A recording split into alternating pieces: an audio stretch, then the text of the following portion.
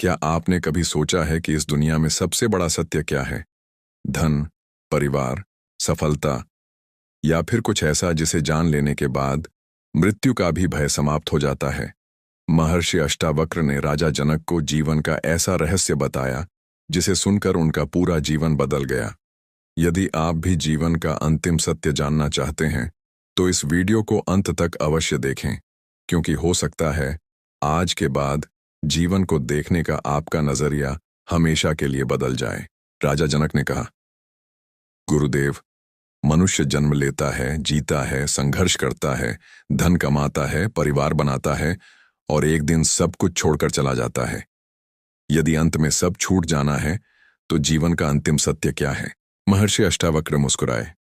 उन्होंने कहा, राजन, जब तक मनुष्य गलत प्रश्नों में उलझा रहेगा तब तक सही उत्तर उसके सामने होते हुए भी दिखाई नहीं देंगे। तुम जीवन का अंतिम सत्य जानना चाहते हो, लेकिन पहले यह जानो कि जिसे तुम जीवन समझ रहे हो वह वास्तव में जीवन है भी या नहीं। राजा जनक आश्चर्य में पड़ गए। अष्टावक्र बोले, मनुष्य जन्म लेते ही अपने शरीर को मैं मान लेता है। यही उसकी पहली भूल है। वह शरीर को सजाता है, उसका अभिमान करता है, उसके लिए लड़ता है, उसी के लिए धन जोड़ता है। लेकिन क्या यह शरीर हमेशा एक जैसा रहता है? उन्होंने आगे कहा, बाल्यावस्था आई और चली गई, युवावस्था आई और बदल गई, वृद्धावस्था भी आएगी और चली जाएगी। यदि शरीर हर क्षण बदल रहा है तो फिर वह मैं कैसे हो सकता है? राजा जनक मौन थे। महर्षि ने आगे कहा, तुम्हारा मन भी हर दिन बदलता है, कभी प्रसन्न, कभी दुखी, कभी क्रोधित, कभी शांत। विचार भी बदलते हैं, इच्छाएं भी बदलती हैं, रिश्ते भी बदलते हैं, परिस्थितियां भी बदलती हैं। इस संसार में जो कुछ दिखाई देता है वह परिवर्तन के अधीन है। फिर अष्टावक्र ने गंभीर स्वर में कहा, जो बदलता है वह अंतिम सत्य नहीं हो सकता। अंतिम सत्य वही है जो कभी नहीं बदलता। यही सुनकर सभा में बैठे सभी लोग ध्यान से सुनने लगे। महर्षि बोले, राजन, तुमने कभी आकाश को देखा है? उसमें बादल आते हैं और चले जाते हैं, कभी वर्षा होती है, कभी धूप, कभी अंधकार।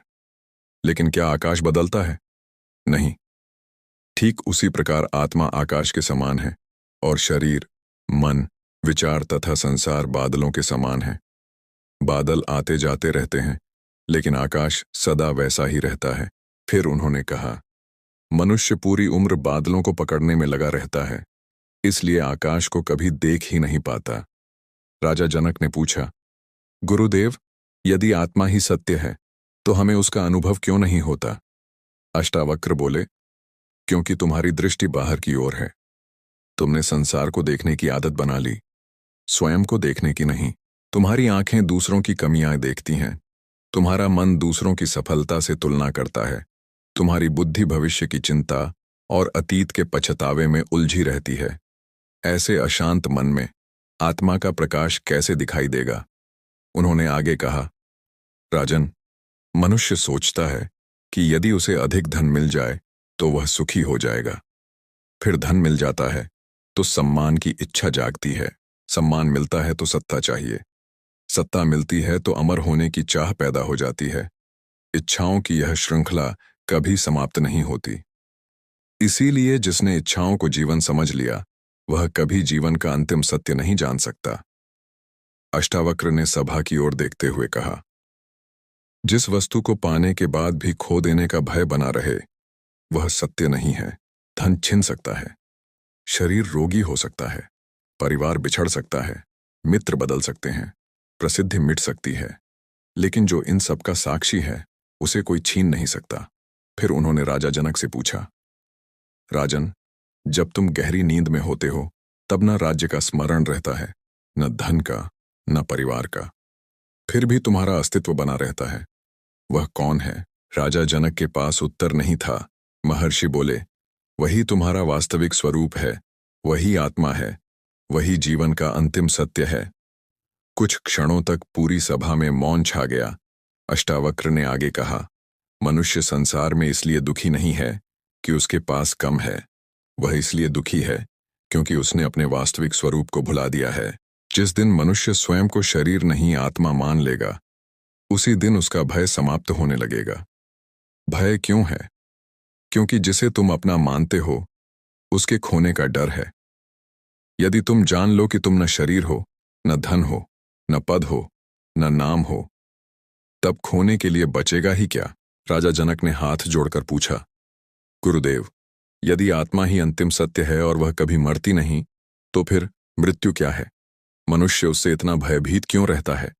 महर्षि अष्टावक्र ने कुछ क्षण मौन धारण किया, फिर शांत स्वर में बोले, राजन, संसार का सबसे बड़ा भ्रम मृत्यु नहीं, बल्कि मृत्यु का भय है। जिसने मृत्यु को समझ लिया, उसने जीवन का रहस्य भी जान लिया। राजा जनक ध्यानपूर्वक सुनने लगे। अष्टावक्र बोले, मनुष्य जिस दिन जन्म लेता है उसी दिन से मृत्यु की ओर चल पड़ता है। हर बीतता हुआ दिन उसे उसके अंतिम क्षण के निकट ले जाता है। फिर भी वह ऐसे जीता है मानो उसे कभी जाना ही नहीं है। वह घर बनाता है, धन जोड़ता है, संबंधों में उलझता है, नाम और यश कमाने में जीवन लगा देता है, लेकिन कभी यह नहीं पूछता कि जिस शरीर के लिए वह इतना संघर्ष कर रहा है, उसका अंत निश्चित है। फिर महर्षि ने कहा, मृत्यु शत्रु नहीं है, वह प्रकृति का नियम है। शत्रु तो वह अज्ञान है जो तुम्हें शरीर ही अपना स्वरूप मानने पर मजबूर कर देता है। उन्होंने सभा की ओर देखते हुए कहा, सोचो राजन, यदि कोई व्यक्ति पुराने वस्त्र उतारकर नए वस्त्र पहन ले तो क्या वह बदल जाता है? नहीं, बदलते केवल वस्त्र हैं। ठीक वैसे ही शरीर बदलता है, आत्मा नहीं। राजा जनक बोले, लेकिन गुरुदेव, जब कोई अपना इस संसार से चला जाता है तब इतना दुख क्यों होता है? अष्टावक्र ने उत्तर दिया, दुख मृत्यु का नहीं, मोह का होता है। जिसे तुम मेरा कहते हो, उसी के छूटने पर पीड़ा होती है। यदि मोह न हो तो मृत्यु केवल एक परिवर्तन दिखाई देगी। फिर उन्होंने कहा, मनुष्य पूरी उम्र मेरा घर, मेरा परिवार, मेरा धन, मेरा शरीर कहता रहता है, लेकिन मृत्यु एक ही क्षण में बता देती है कि इनमें से कुछ भी वास्तव में तुम्हारा नहीं था। सभा में बैठे सभी लोग मौन हो गए। महर्षि ने आगे कहा, राजन, तुमने देखा होगा कि सूर्य प्रतिदिन अस्त होता है। क्या तुम उसे मरना कहते हो? नहीं, क्योंकि तुम जानते हो कि वह फिर उदय होगा। उसी प्रकार आत्मा भी केवल एक अवस्था से दूसरी अवस्था में प्रवेश करती है। जिसे लोग मृत्यु कहते हैं, वह आत्मा की यात्रा का केवल एक पड़ाव है। राजा जनक ने पूछा, यदि ऐसा है तो मनुष्य मृत्यु से इतना डरता क्यों है? अष्टावक्र मुस्कुराए, क्योंकि उसने कभी स्वयं को जाना ही नहीं। जो स्वयं को शरीर मानता है उसके लिए मृत्यु सब कुछ समाप्त कर देती है, लेकिन जो स्वयं को आत्मा जान लेता है उसके लिए मृत्यु केवल एक द्वार है। फिर उन्होंने अत्यंत गहरी बात कही, राजन, मृत्यु से पहले यदि किसी चीज का अंत होना चाहिए तो वह अहंकार है। शरीर की मृत्यु तो निश्चित है, लेकिन यदि अहंकार जीवित रहा तो मनुष्य जन्म जन्मांतर तक भटकता रहेगा। जिस दिन अहंकार मर जाता है उसी दिन वास्तविक जीवन प्रारंभ होता है। राजा जनक ने पूछा, अहंकार कैसे पहचाना जाए?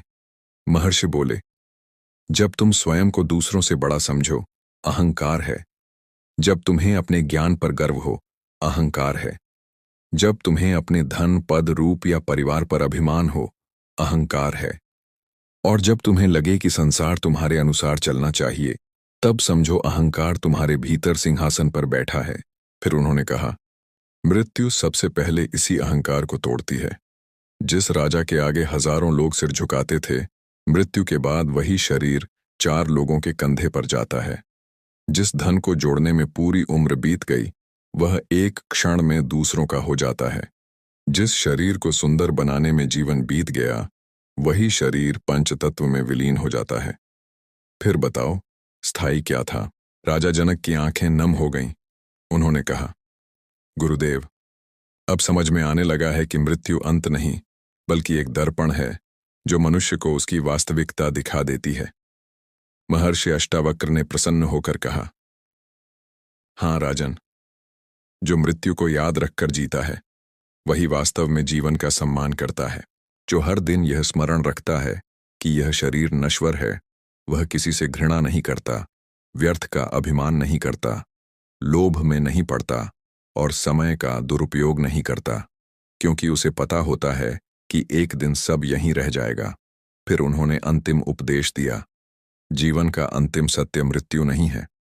मृत्यु तो केवल एक द्वार है। अंतिम सत्य वह चेतना है जो न जन्म लेती है, न मरती है, न बदलती है। उसी को जानना आत्मज्ञान है और उसी को जान लेना मनुष्य जीवन की सबसे बड़ी उपलब्धि है। फिर राजा जनक ने विनम्रता से पूछा, गुरुदेव, यदि आत्मा अमर है और मृत्यु केवल एक परिवर्तन है, तो फिर मनुष्य बार बार जन्म और मृत्यु के चक्र में क्यों फंस जाता है? उसे मुक्ति क्यों नहीं मिलती? महर्षि अष्टावक्र ने शांत स्वर में कहा, राजन, मृत्यु मनुष्य को बांधती नहीं है, उसे बांधती है उसकी आसक्ति। जन्म और मृत्यु का चक्र शरीर का नहीं, मन की वासनाओं का चक्र है। राजा जनक ने आश्चर्य से पूछा, क्या केवल आसक्ति ही मनुष्य को बांध देती है? अष्टावक्र बोले, हाँ राजन, जिस वस्तु से तुम्हारा मन बंध जाता है वही तुम्हारा बंधन बन जाती है। संसार की वस्तुएं स्वयं किसी को नहीं बांधती, मनुष्य स्वयं उन्हें पकड़ लेता है और फिर कहता है कि मैं बंध गया हूं। फिर महर्षि ने कहा, सोने की जंजीर हो या लोहे की, जंजीर तो जंजीर ही होती है। धन का मोह, परिवार का मोह, प्रतिष्ठा का मोह, शरीर का मोह, ये सभी मन को बांधने वाली अदृश्य जंजीरें हैं। सभा में गहरा मौन छा गया। अष्टावक्र ने आगे कहा, राजन, मनुष्य संसार छोड़ने की बात करता है लेकिन अपनी इच्छाएं छोड़ना नहीं चाहता। वह कहता है कि मुझे शांति चाहिए, परंतु साथ ही चाहता है कि लोग मेरी प्रशंसा भी करें। वह ईश्वर को पाना चाहता है लेकिन अपने अहंकार को खोना नहीं चाहता। ऐसा मन कभी मुक्त नहीं हो सकता। राजा जनक ने पूछा, तो क्या परिवार, धन और संसार का त्याग करना आवश्यक है? महर्षि मुस्कुराए, नहीं राजन, त्याग वस्तुओं का नहीं, उनसे चिपके हुए मन का करना है। कमल का फूल जल में रहता है लेकिन जल उसे भिगो नहीं पाता। वैसे ही ज्ञानी संसार में रहता है लेकिन संसार उसके भीतर नहीं रहता। यही वास्तविक वैराग्य है। फिर उन्होंने एक छोटी सी कथा सुनाई। एक नगर में एक धनी व्यापारी रहता था। उसके पास अपार धन था, बड़े महल थे, अनेक सेवक थे, फिर भी उसके चेहरे पर कभी संतोष नहीं दिखता था। एक दिन वह एक महात्मा के पास पहुंचा और बोला, महाराज, मेरे पास सब कुछ है, फिर भी मन अशांत है, कृपया मुझे शांति दीजिए। महात्मा मुस्कुराए। उन्होंने व्यापारी की सोने से भरी एक छोटी थैली उठाई और तेजी से चलने लगे। व्यापारी घबरा गया। वह महात्मा के पीछे भागने लगा। उसका चेहरा डर से भर गया। वह बार बार कह रहा था, मेरी थैली, मेरी थैली। कुछ देर बाद महात्मा एक वृक्ष के नीचे रुके और थैली वहीं रख दी। व्यापारी दौड़कर पहुंचा, थैली उठाई और राहत की सांस ली। महात्मा ने पूछा, जब यह थैली तुम्हारे पास थी तब क्या तुम प्रसन्न थे? व्यापारी बोला, नहीं। महात्मा ने पूछा, जब यह तुमसे छिन गई तब क्या हुआ? व्यापारी बोला, मैं भय और दुख से भर गया। फिर महात्मा ने पूछा, और जब वापस मिली? व्यापारी बोला, अब मुझे बहुत सुख मिल रहा है। महात्मा मुस्कुराए और बोले, ध्यान से देखो, सुख थैली में नहीं था, सुख तुम्हारे मन की अवस्था में था। वस्तु वही थी लेकिन तुम्हारा अनुभव बदल गया। इसलिए बंधन वस्तुओं का नहीं, मन का है। महर्षि अष्टावक्र ने राजा जनक की ओर देखा और कहा, राजन, यही संसार का सबसे बड़ा भ्रम है।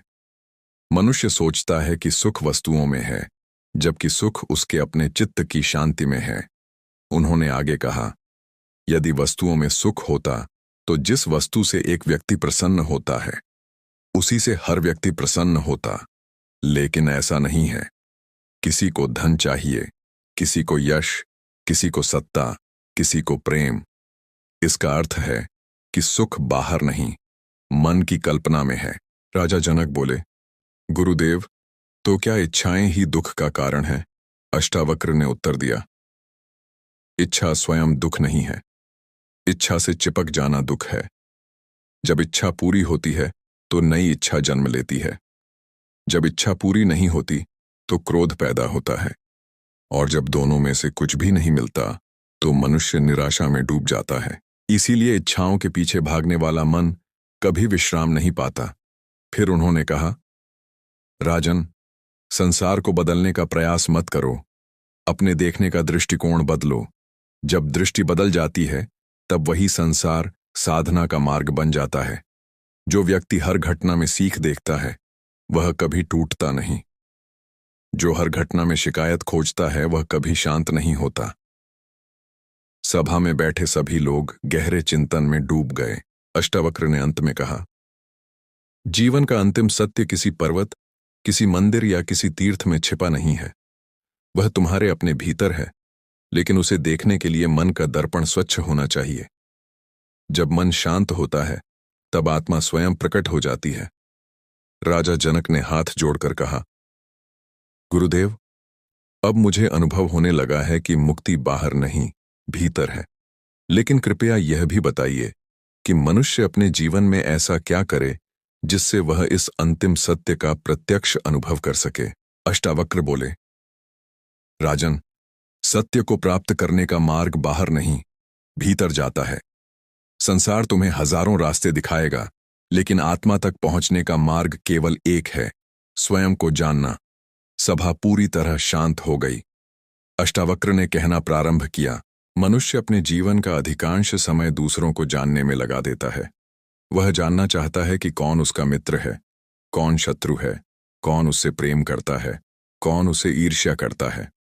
वह पृथ्वी के रहस्य जानना चाहता है, आकाश के रहस्य जानना चाहता है, भविष्य जानना चाहता है, भाग्य जानना चाहता है।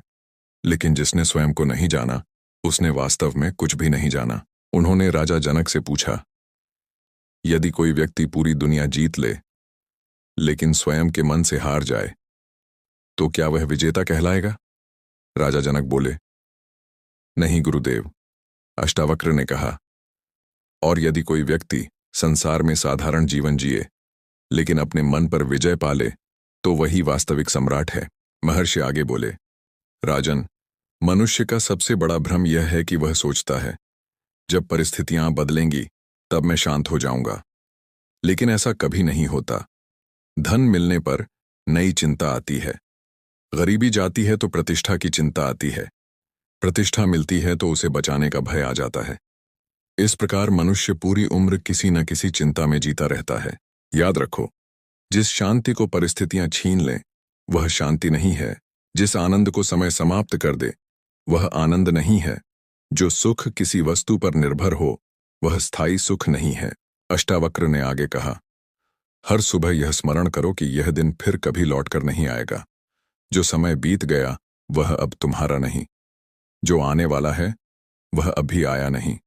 तुम्हारे पास केवल यह वर्तमान क्षण है। जो वर्तमान में जीना सीख गया उसने जीवन जीना सीख लिया। जो अतीत में रोता रहा और भविष्य से डरता रहा उसने वर्तमान भी खो दिया। महर्षि अष्टावक्र धीरे धीरे सिंहासन से उठे। पूरी सभा मौन थी।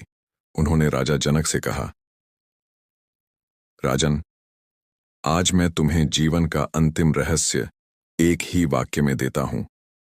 इसे यदि समझ लिया तो फिर किसी शास्त्र की आवश्यकता नहीं रहेगी। राजा जनक ने सिर झुका दिया। महर्षि बोले, तुम शरीर नहीं हो, तुम मन नहीं हो, तुम विचार नहीं हो, तुम नाम, पद, धन और संबंध भी नहीं हो। तुम शुद्ध, शांत, अजर, अमर चेतना हो। स्वयं को पहचान लो, यही जीवन का अंतिम सत्य है।